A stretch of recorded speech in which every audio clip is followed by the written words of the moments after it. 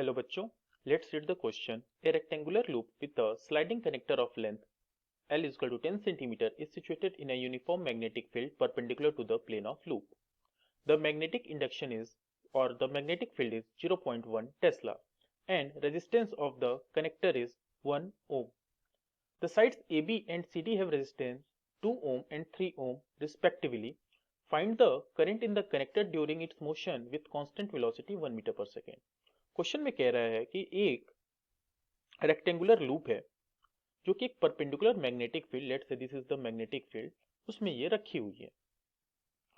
क्योंकि इसका motion v इस डायरेक्शन में है तो राइट हैंड थंब रूल से it will act like a battery. अगर रॉड को हटा के हम एक ऐसी बैटरी भी लगा दें तो ये सेम होगी। ये इसका पॉजिटिव टर्मिनल हो जाएगा और ये इसका नेगेटिव टर्मिनल हो जाएगा। रॉड की जो डायमेंशन दी हुई है L is 10 centimetre, that is 10 to power -1 metre, और इसका जो इंटरनल रेजिस्टेंस R दिया है वो 1 ओम है। R1 की वैल्यू 2 ओम है एंड R2 की वैल्यू 3 ओम है।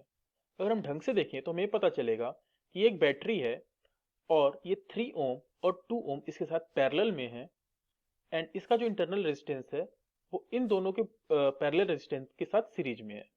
तो अगर हम R इक्विवेलेंट लिखना चाहें तो that will be equal to R जो इंटरनल रेजिस्टेंस है plus R1 R2 upon R1 plus R2। अब हमारे पास वैल्यूज आ चुकी हैं, हमको करंट बताना है तो I is equal to E by R।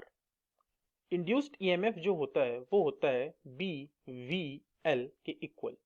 B question में दिया हुआ है 0.1, वेलोसिटी 1 है और लेंथ जी हुई है 10 to power -1 metre upon r, small r की वैल्यू दी हुई है 1 ohm plus R1 is 2 ohm into R2 is 3 ohm upon 2 plus 3 that is 5। Solve करने पे it will be 1 upon 220 ampere. So this will be the value of I induced. So from here we can conclude that option A is the correct option. I hope you understood it well. All the best.